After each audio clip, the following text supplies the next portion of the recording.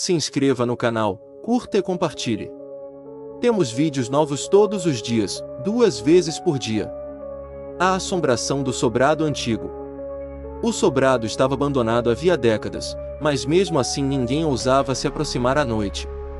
Era uma construção do século XIX, de janelas arqueadas, tijolos carcomidos e uma porta principal tão pesada quanto um caixão lacrado. A vizinhança dizia ouvir sussurros depois da meia-noite, como se alguém recitasse preces antigas do outro lado da parede. Nina era estudante de arquitetura e queria restaurar o sobrado para seu trabalho de conclusão de curso. Achou que as lendas eram exageros de gente supersticiosa. Convenceu os pais a deixá-la alugar a casa por 3 meses, com o argumento de que precisava sentir o espaço para projetar a restauração. Ignorou os olhares de pena dos vizinhos quando levou as malas para dentro. Na primeira noite, um estalo seco acordou Nina por volta das 3 da manhã. Levantou-se confusa e encontrou a porta da frente aberta, mesmo tendo trancado antes de dormir.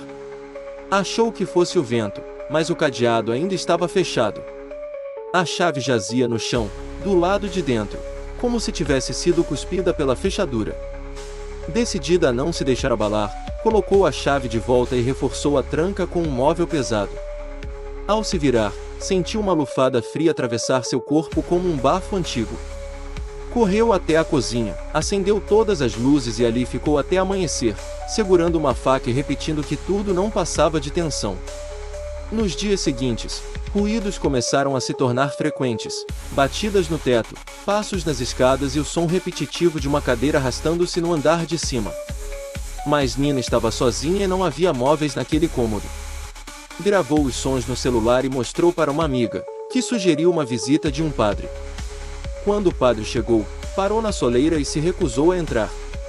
Disse que a presença ali era antiga, anterior à construção da casa, e que alguém, ou alguma coisa, estava preso entre as paredes clamando por justiça. Deixou um crucifixo na mão de Nina e foi embora, visivelmente abalado. A estudante riu, mas no fundo começou a temer. Naquela noite, as paredes gemeram como se estivessem se dobrando. As lâmpadas piscaram e um líquido escuro escorreu pela parede do corredor, exalando um cheiro de ferro podre. Nina subiu para investigar e encontrou, sobre o chão do quarto principal, uma poça em forma de cruz. E, em meio ao silêncio, ouviu uma voz rouca: "Você voltou." O frio era insuportável. Ao encostar na maçaneta do quarto, sentiu um choque. Algo do outro lado da porta respirava com ela. Sabia que, uma vez aberta, não haveria mais volta. Nina abriu lentamente a porta e se deparou com um quarto coberto por lençóis sujos e móveis destruídos pelo tempo. No centro, uma cadeira de balanço se movia sozinha, rangendo num ritmo hipnótico.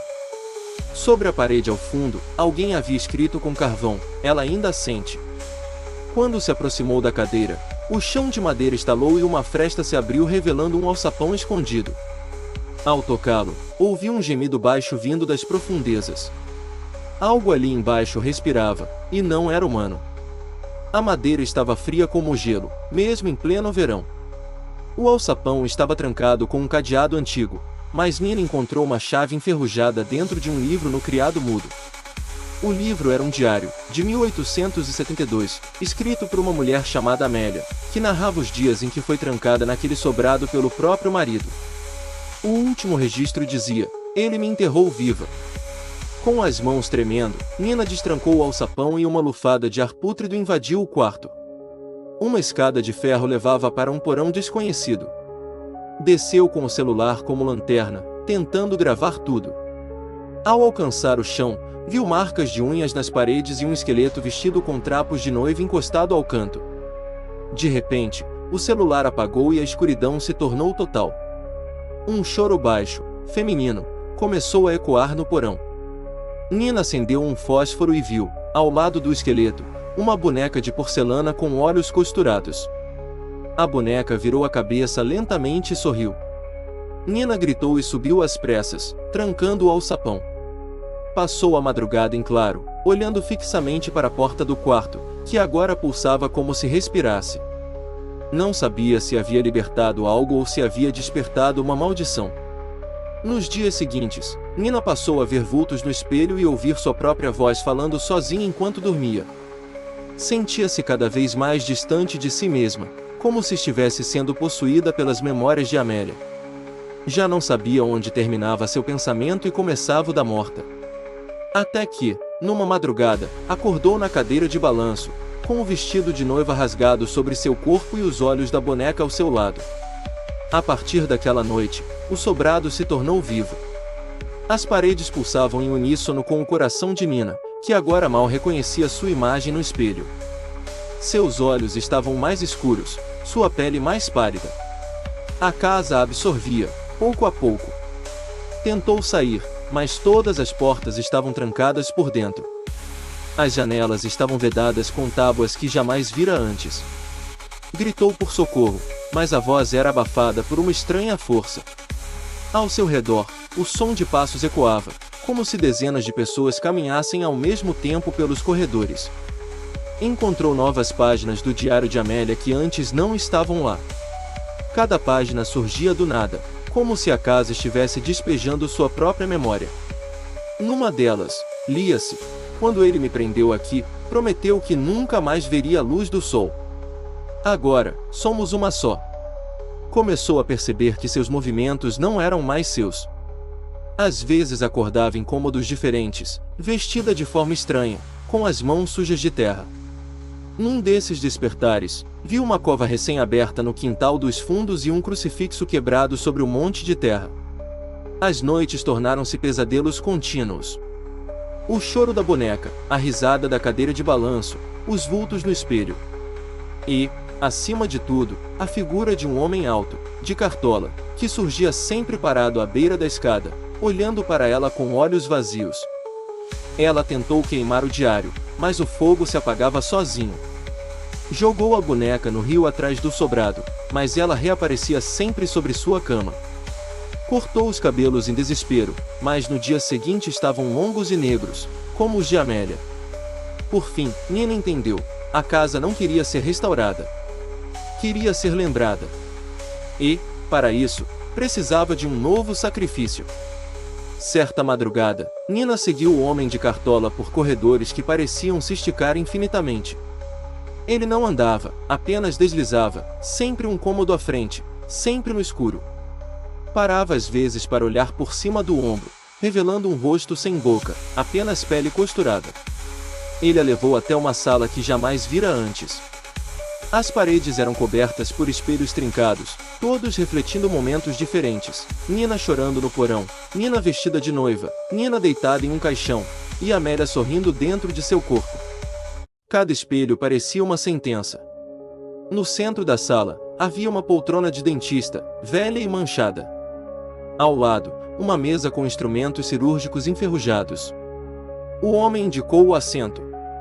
Nina resistiu, mas sentiu mãos invisíveis empurrando-a.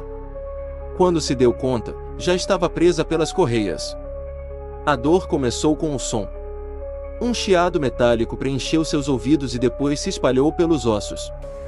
Sentiu como se estivessem reescrevendo sua essência.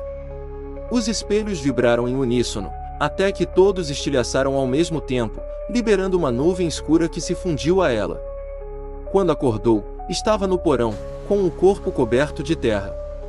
Tinha cicatrizes novas nas costas e a marca de uma cruz invertida na nuca.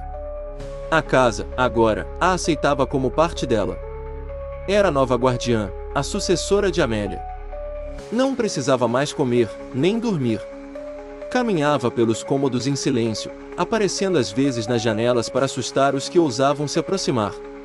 E sorria, sempre com os olhos vazios, como os de alguém que esqueceu o que é ser humano. O homem da cartola nunca mais foi visto. Mas alguns juram ouvir seus passos atrás da porta do porão, esperando por outro restaurador curioso. Meses depois, a casa foi anunciada novamente para aluguel. Os antigos vizinhos sabiam que algo estava errado, mas o corretor garantiu que era apenas superstição. Um jovem casal se mudou, atraído pelo preço baixo e pela beleza clássica da construção. Na primeira noite, ouviram a cadeira de balanço rangendo no andar de cima. Pensaram ser o vento. Depois, o choro da boneca no porão. culparam a tubulação. No terceiro dia, encontraram espelhos rachados no quarto principal e uma marca de cruz invertida no chão da cozinha. A mulher sonhava constantemente com uma figura feminina vestida de noiva que sussurrava: "Você também vai lembrar." O homem começou a falar sozinho, sempre com voz feminina, escrevendo trechos do diário de Amélia em pedaços de papel que não se lembrava de ter tocado. Na última gravação deixada por eles, o casal aparece rindo, coberto de terra, segurando a boneca de porcelana. Ao fundo, a voz de Nina sussurra: "A casa sempre terá espaço para mais um." Desde então, ninguém mais tentou morar no sobrado.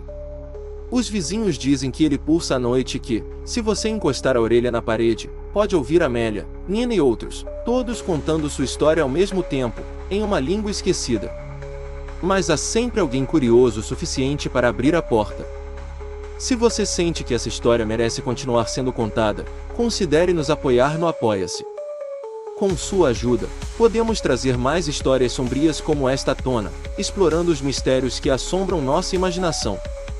https://apoia.se/aleatoriode. Faça parte do nosso grupo secreto do Telegram, faça sua carteirinha de fã enviando um e-mail com o nome completo e foto para o e-mail aleatoriodoriginal@gmail.com.